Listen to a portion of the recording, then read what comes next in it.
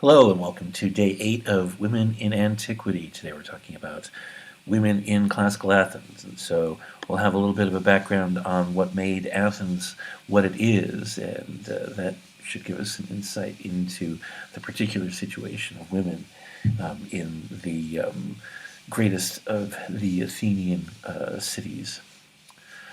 So the story so far, we have covered the Bronze Age, the Dark Age, and now we are discussing the transition from the archaic into the classical. One of the things that we have been talking about is the level of transformation that takes place during the archaic period across Greece, and the way in which this represents each city's particular, idiosyncratic vision of what it means to be Greek. And this tends to manifest in the two most extreme, cultures amongst the Greeks.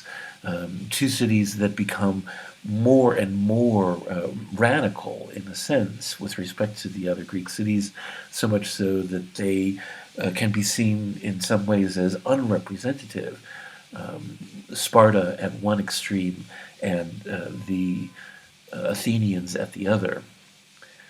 And so the transformation of the Spartans over the archaic period is to become more and more focused on this one intent goal, to become the ultimate warrior society, the ultimate society of warriors. The Spartan concept, the Spartan structure of society does not change, only the level of intensity.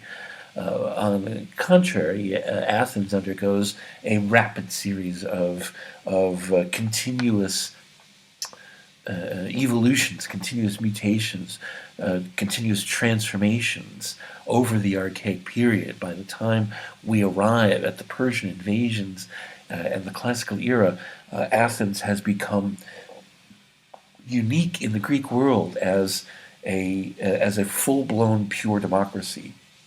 This is the only place and time that this is ever accomplished.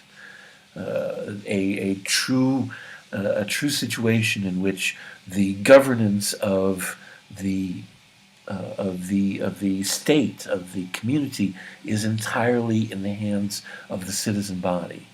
And so we'll look at how that's accomplished. We'll look at the effect on gender for that, and one of the things that you'll want to think about is the side effects of this, what comes about for Athens and the Greeks as a whole, as a result of the achievement of this radical experiment. So Athenian democracy, the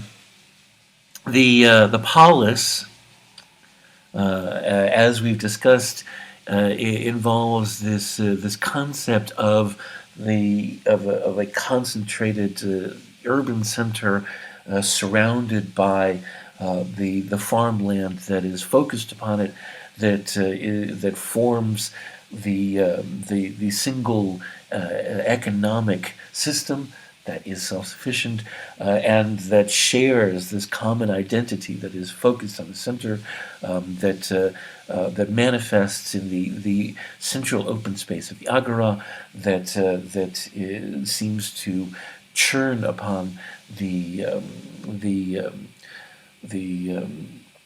center that is reflected by the patron deity.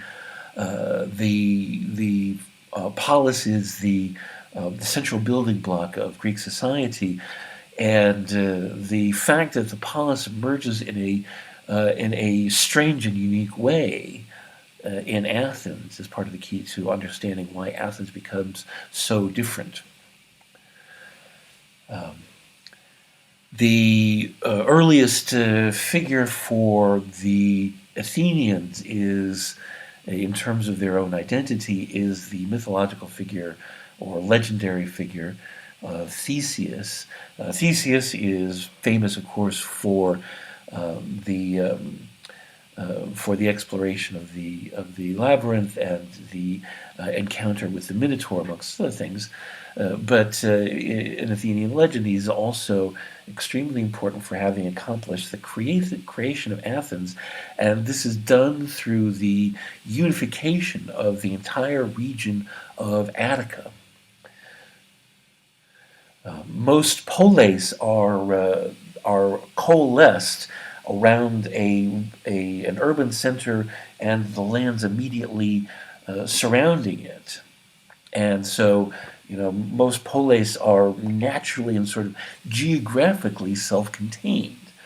But Athens incorporates the entire peninsula of Attica, and so this involves the creation of a much more massive state, a much more massive community, identity, economy, and culture than any other Greek polis. This also means that from the beginning, Athens not only has the inherent divide between the few and the many, the aristoi and the demos, that tension that drives the heart of every single polis and helps to contribute to the striving toward transformation and change. Athens also has a tension between those who dwell near the city, those who are part of the interconnected settled area near the city of Athens that are closer to the coast, and those who live further away.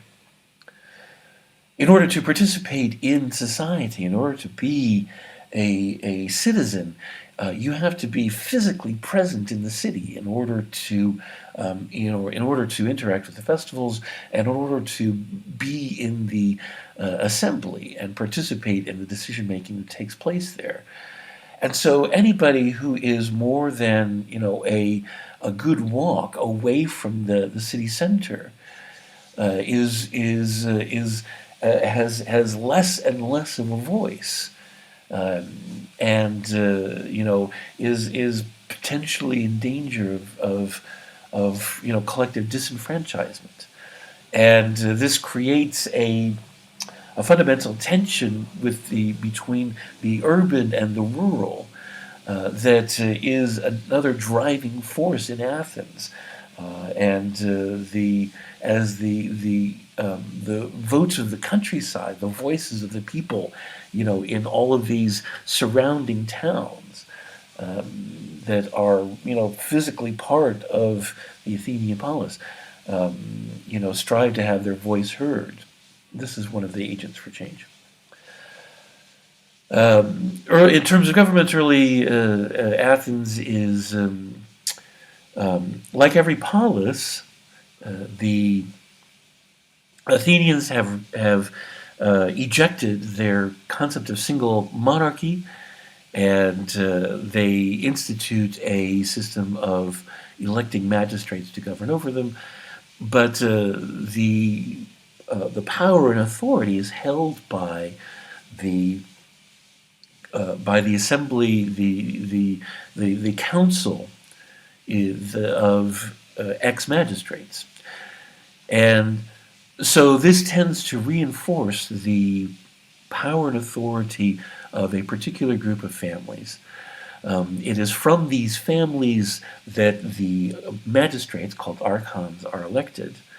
And after their year in office, all of these archons pass into the council, which meets on the great stone hill that we see in front of us, the Areopagus.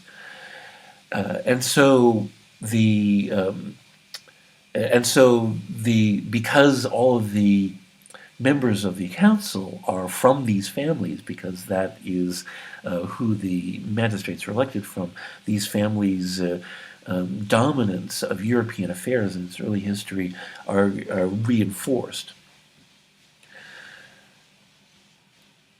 One of the first series of transforming changes takes place during the Archaic period with the rule of Draco. Draco is remembered for having instituted a law code across Athenian territory, which involved extremely strict, extremely harsh punishments for major violations of society, major crimes against fellow members of the community.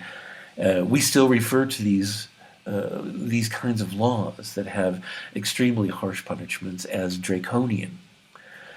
What's really important about this in terms of the evolution of Athens, the mutation of Athens, is that this performs part of the function of forging the Athenian identity. One of the central problems involved in a polis that covers such a massive territory, of course, is that in order for a polis, a city-state, to truly function, it must forge a single identity that revolves around the center. As you might imagine, this is a much harsher, a much more difficult task when it involves this sprawling territory, much more land, many more people. It is much harder to break an individual's association with the local, with the village, with the family that has been associated with this land, with the clan that is attached to the immediate territory. An individual's identity has to be disconnected from the local and forged bound to the center in order for a society to work. Now the tradition in Greece and also in Rome, this is a characteristic of Indo-European societies, is that normally conflicts that involve disputes among citizens, and this includes violent disputes as well as disputes that involve property, things like theft, and also affronts like rape, assaults. Traditionally, going back deep into the hidden mists of time, these are taken care of by families. These are taken care of by individual families making arrangements for restitution with the families of those who committed the abuse, and so this means that the resolution of conflict originates traditionally as being affairs of the local, affairs of individual families, traditionally, in other words, is private. And so the institution of this law code in Athens by Draco and its strictness and harshness intensifies this, is part of the breaking of the identity with the local, because it transfers responsibility for the resolution of disputes and abuses from the family to the community as a whole.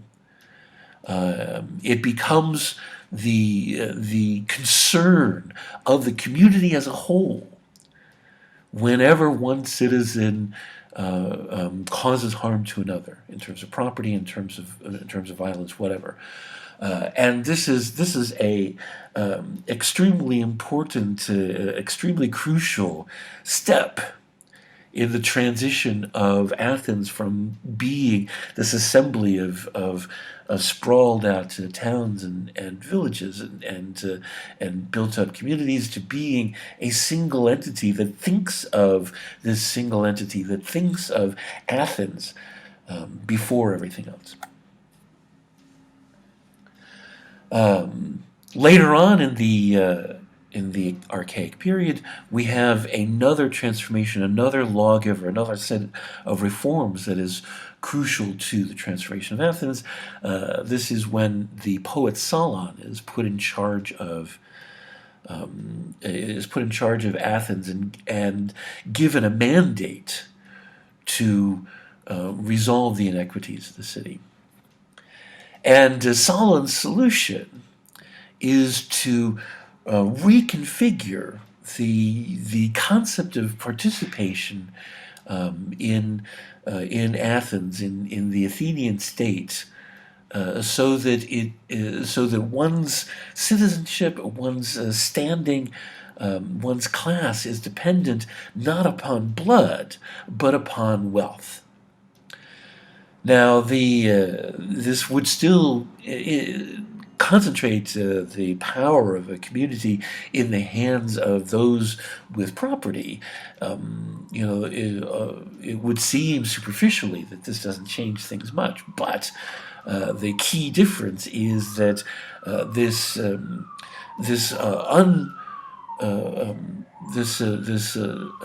unbinds the connection between power and authority and the great families of Athens, and it also allows for the acquisition of influence and standing through achievement.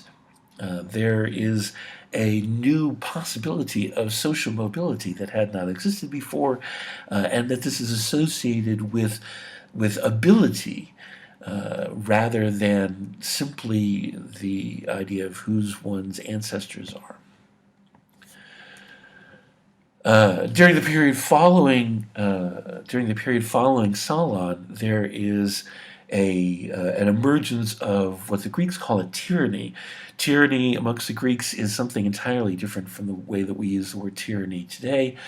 Tyranny refers to the ascension to power of somebody who is not a ruler because it is sanctioned by the normal customs or constitution of the state, but because the people, the demos, have called upon him to take power on their behalf, usually at the expense of the aristoi or the nobility. In other words, a tyrant amongst the ancient Greeks is a champion of the people, called upon by the people to address their oppression by the nobility.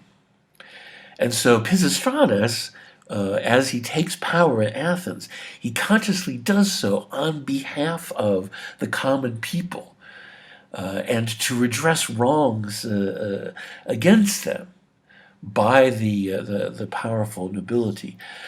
So this has, this usually has a major effect on the dynamic between the few and the many, as you can imagine. It has the effect of empowering the people under the rule of a tyrant, but with the cost of increased strife, increased rancor between the classes, which can lead to dysfunction. One of the other side effects of a tyranny in general, and this is definitely true under Pisistratus and his sons who succeed him, is tyrants tend to be great champions of rebuilding and of the encouragement of the arts and expression. They tend to want to encourage progress and advancement, and so there tends to be investment in public works, in the building of things that are beneficial to ordinary citizens, wells and aqueducts and roads and these kinds of things, as well as the fostering of the visual and language arts, means by which expression and ideas can be brought forth. Pisistratus and his sons, rule successfully in Athens for many years, this period of time is Athens grows and expands tremendously in terms of culture and in terms of trade. Tyrants tend to be encouragers of trade and commerce. The two tyrants are the two sons are ultimately assassinated through, it's a very strange story that that ultimately ends up not being directly about the problems that manifest during this period, but the response to the rise of the people is that the conservative forces in Athens seek a sort of a counter-revolution. As the people become more powerful, the conservative forces become more determined to make this happen, but less able to actually accomplish it. And so, in the extreme, they call upon the Spartans to assist them in reestablishing oligarchic rule, reestablishing the rule of the few. And the Spartan intervention in Athenian affairs, as a result, is seen as a betrayal, as treason on behalf of the conservatives by the people of Athens, and this almost completely discredits the conservative faction for a long time in Athens. This is one of the things that makes possible the final round of democratic reforms under Cleisthenes, right at the very end of the archaic period. And so what Cleisthenes does is to undertake a series of reforms that help to bring about the possibility in Athens for actual pure democracy.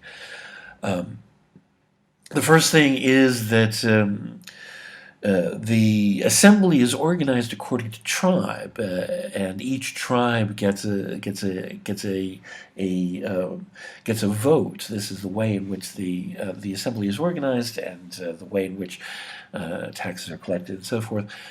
Tribes are normally geographic figures. In other words, each region of Attica is an individual tribe.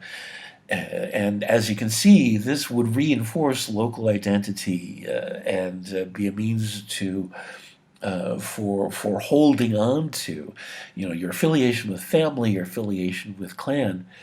And so what Cleisthenes does is to throw away the way that tribes had been configured up to this point and remove the geographical feature. Each of these tribes is now made up of citizens from across Attica. And so each tribe is geographically diverse. Each tribe is made up of people from the entirety of Attica, and as a result, one last refuge for local identity is broken.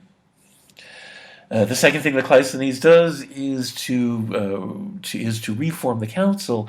The council had traditionally been a bastion of power for the great families, the Eupatrids. And this is one of the things that determines whether a society actually is democratic. In other words, even if you have a society in which the assembly is responsible for the governance of the city, and everything is voted on by the assembly, that still is not a democracy if the agenda for the assembly is set by the few. Assemblies in the ancient world, don't have initiative power to create their own decisions and their own legislation. They vote on what is put before them. And so if what is put before them is conditioned by the conservative elite, then the assembly has very little range with which to express the democratic power of the people. And so what Cleisthenes does is to is to form a new council that is responsible for the actions of the assembly, that sets the agenda for the assembly, that determines the laws and decisions that are put before the assembly, and this council is chosen randomly from amongst the citizen body. The membership of the council is chosen by lot and rotates through the citizenry, and so there is no further means by which the decision-making power of the assembly is in any other hands but the people themselves. And so the final constitution of Athens ends up being something like this. The decision-making power is entirely in the hands of the citizen assembly that meets on a regular basis in the large open area to the north of Athens called the Pnyx. And it is responsible for the making of laws, for the election of the magistrates, for the forming of decrees and decisions respecting the people of Athens, for the conducting of trials, and for treaties that that govern Athens' relationship with the outside world. So normally, if a trial is handled by a jury that is selected from amongst the citizen body of that is again chosen by lot and is normally made up of a large but odd number of people. So for an important trial, a jury of 501 Athenians might be standard.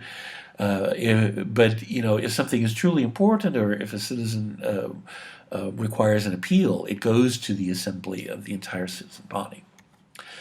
And then there is the council that prepares the measures for the assembly, and that takes care of the assembly, of the things that the assembly is called upon them to do, and this is chosen by lot. The elected officials, the archons, are also chosen by lot. And so the group of 6 administrators that are responsible for the day-to-day governance of the city are once again randomly rotated through the body of Athenian citizens. The one place where this breaks down is that there are certain kinds of tasks that you don't want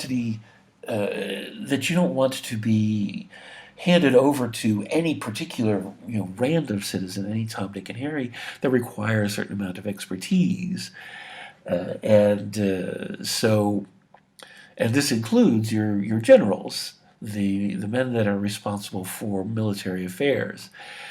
And so the way in which this is handled in Athens is they create a board of 10 general, called the word for general is strategos, and so this is the board of strategoi. And these men are taken from amongst those who are held to be qualified to hold such a post, who have military experience and acumen.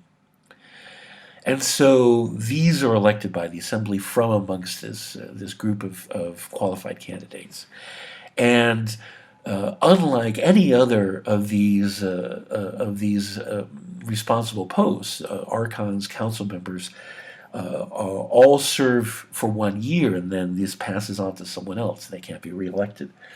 The board of strategoi, because it's from amongst a smaller group of people, people can be held over in office year after year. And so the unanticipated side effect of this, interestingly enough, is that it is on the board of strategoi that individuals can gain a certain kind of prominence and preeminence within the city. The whole structure of Athenian democracy tends to lead to anonymous government. There is no one figure in charge, and everybody involved rotates out at the end of the year. The governance of the city is in the hands of the faceless masses. And while this is encouraging for the prevention of despotism and oppression, it can have an unnerving effect, and so people take a certain amount of comfort in pillars of the community being visible and in their posts year after year as representing a certain kind of reliability and the accumulation of sagacity.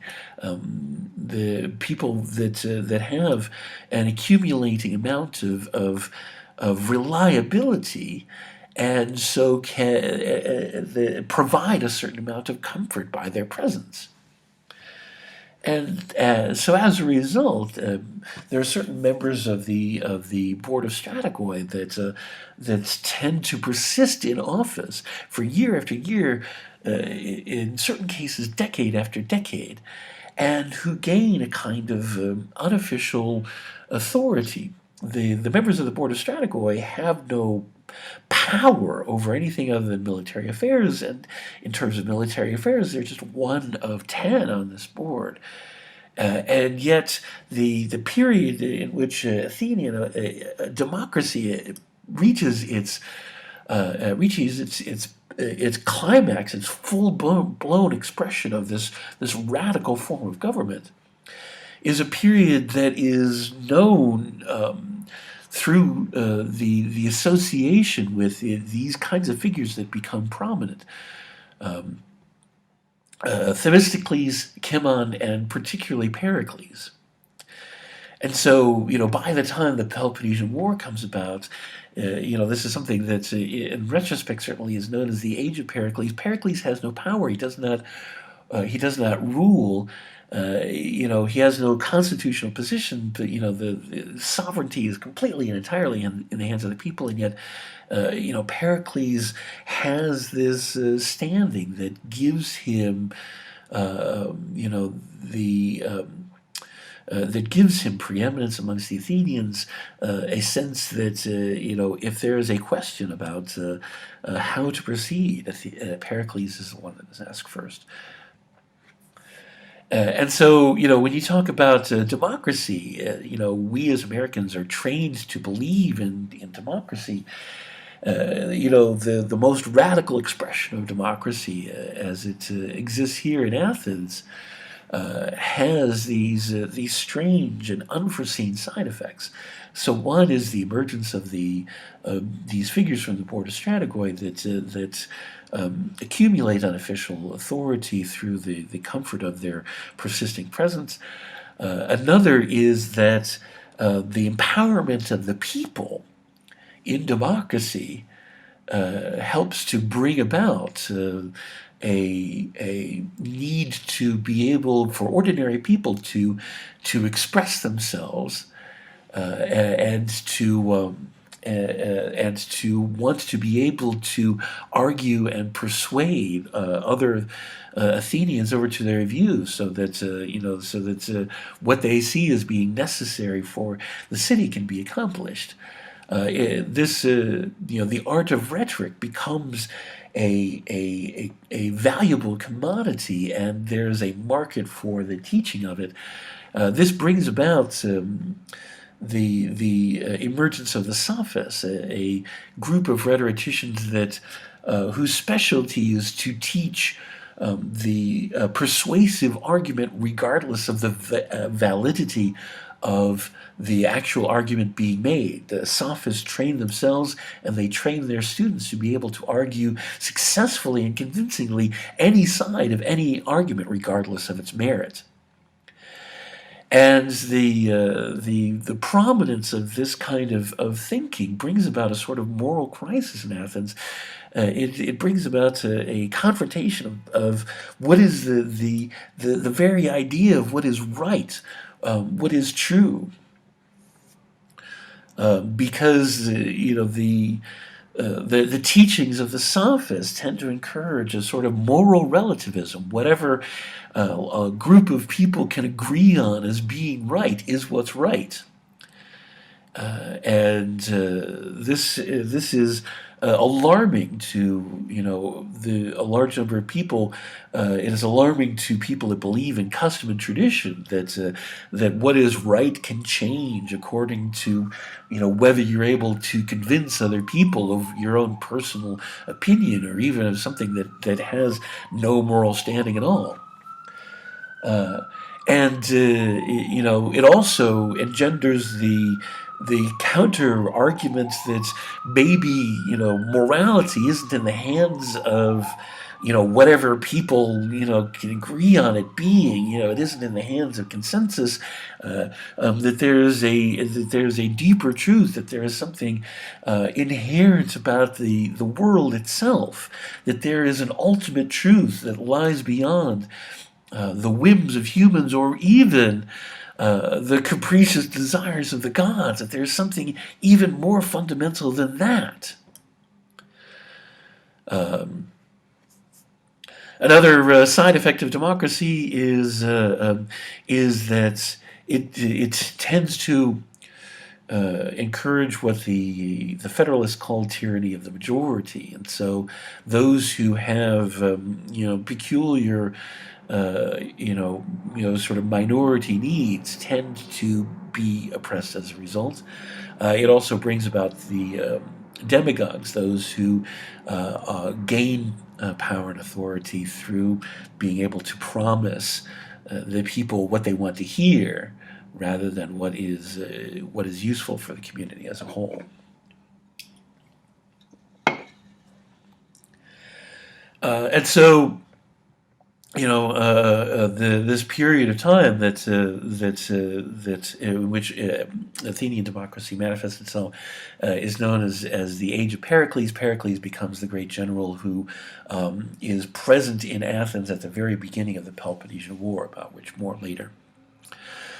And so, as we look at the readings, one of the things that comes out of this is the essential idea that as Athens becomes more and more of a democracy, the power is in the hands of the people. Of course, it's in the hands of the citizen body. The citizen body is made up of men. And so the whole focus of Athens becomes more and more focused on the public arena, the world of men. And, this tends to seem to be at the expense of women. And the classic picture of the Athenian woman is one that is confined to the home as a result. The customary traditional view of the Athenian woman is one of separation and seclusion. So in this way, the Athens is ironically seen as being one of the most oppressive places for women in the ancient world. And so, what we need to do in taking this image is to look at it, to understand it, to see where it comes from, and also to examine it for its complexities, for its nuances, and for the extent to which it doesn't give us a complete picture of classical democratic Athens. And so, once again, Sarah Pomeroy in the chapter from the goddess's book is very much holding forth in a particular way and making a series of assertions that you'll want to think about, you'll want to examine in light of everything that we've been discussing and what the other readings provide additional light on. Today's classical reading is from the Eumenides, and this is extremely interesting reading. This is one of the things that you definitely want to make sure that you take a look at. The Eumenides are the Furies who have one of the outcomes of Orestes's murder of his mother Clytemnestra is that as a result, because of the murder of a mother, because of this slaughter of his parent, he is hounded by the Eumenides, by the Furies, because this is what they do. And this is despite the fact that Orestes, murdered Clytemnestra at the instigation of Apollo.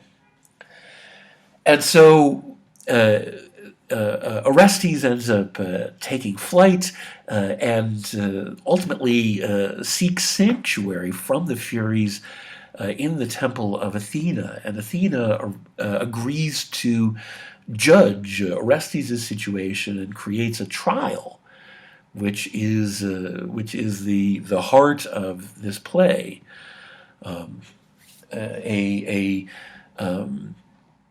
This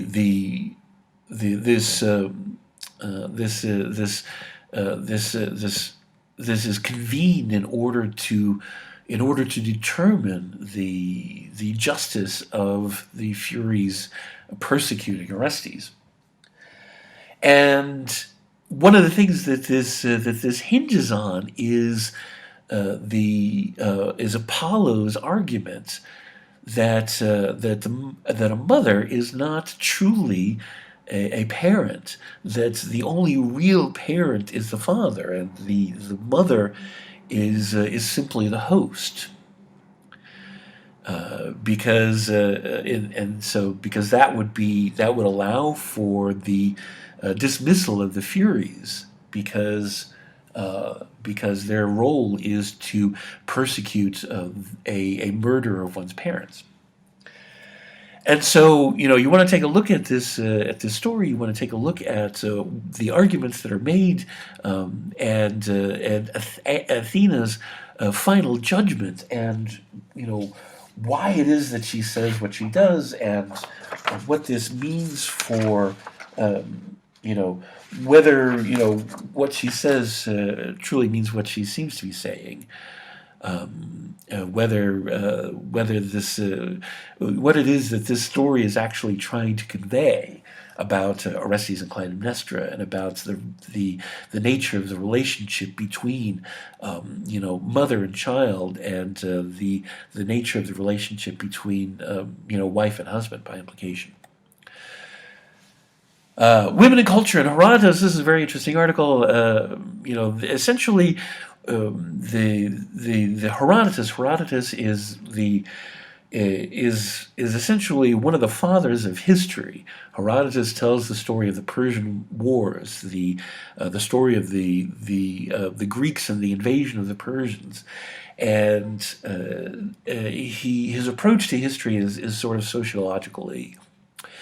He talks about the motivations of humans in general by discussing individual case studies, by talking about how things are done in different places and around the ancient world, and what these different customs and traditions say about the human experience, and about what it is that humans are capable of, what it says about human nature. And what this article argues, interestingly enough, is that for Herodotus, the central story of humanity is in terms of the bonds between individuals, and particularly the parity of the marital bonds, the extent to which in a marital bond, the responsibilities are balanced in a way that is very similar to what we've been saying about Homer. And so, it would be interesting to take a look at how this is discussed in terms of Herodotus in comparison to the way that the same ideas come forward in what we've been talking about in terms of the Iliad and the Odyssey. The Katz article, Ideology and the Status of Women, is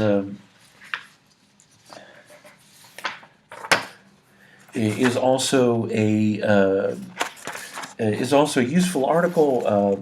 This essentially runs down a good amount of the way in which women have been talked about in the ancient world, and it raises a very interesting question.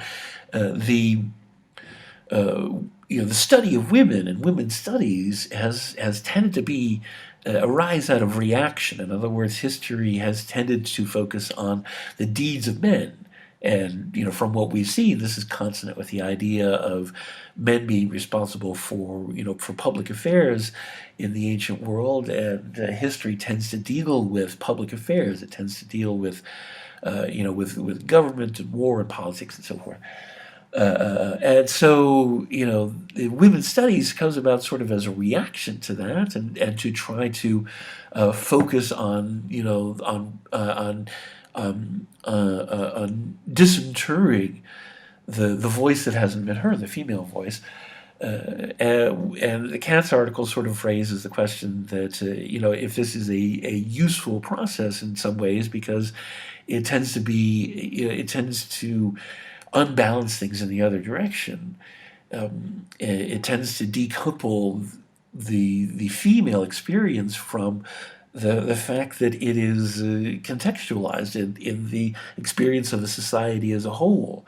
Does it mean anything to talk about the status of women, divorced from the way in which women relate to society, and the way in which social bonds function across the genders and within genders. And so Katz is talking about a more useful approach to talking about this experience in history is to focus on a history of gender, and talk about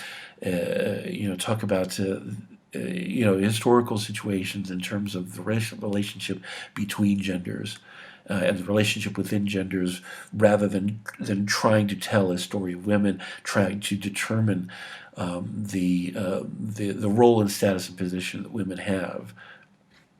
So this is obviously of direct concern to many of you, and I'm very interested in hearing your comments on this idea in the forums as well.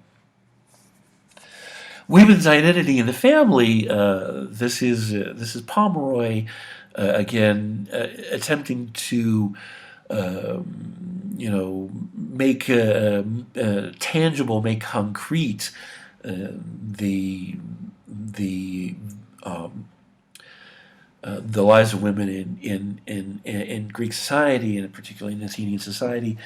And so one of the situations that we find ourselves in, for example, is to talk about the visibility of women in funerals.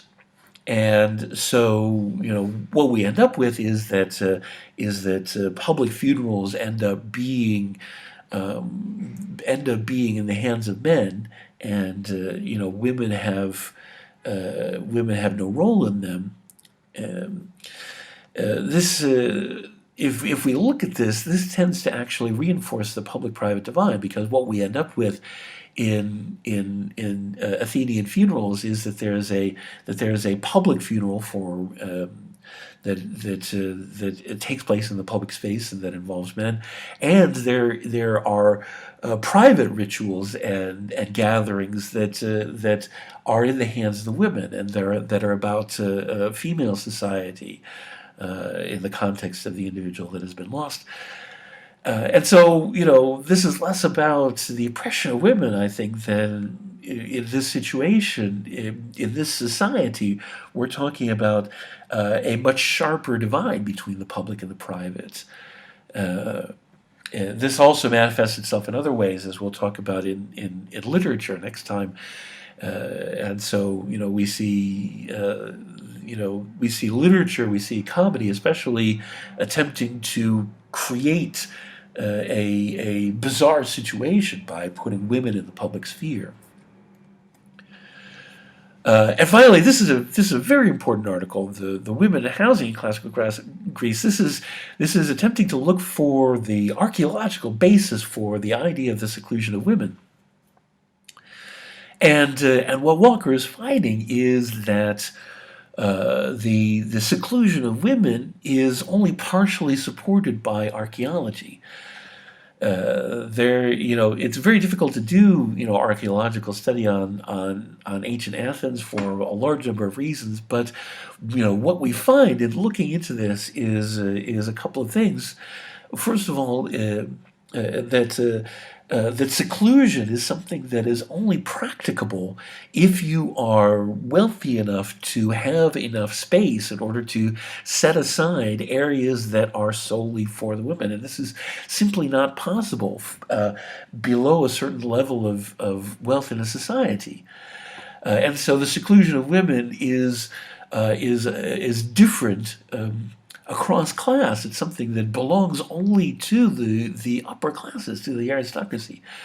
And more than that, it is something that is held to be an ideal rather than something that occurs without fail and without exception. It is something that is a principle that is part of the guiding decision making of the construction of a home. But it is not something that is achieved or practiced even in every home amongst the aristocracy. But ultimately, what we'll find with the seclusion of women is something that's even more striking, which is that we have to look at what is going on with this whole idea. Why is it that this is something that Athenians are interested in? And part of it has to do with this condition, this focus on the public and the privates, but part of it also has to do with and we'll see this again over the next couple of days, what's really going on here.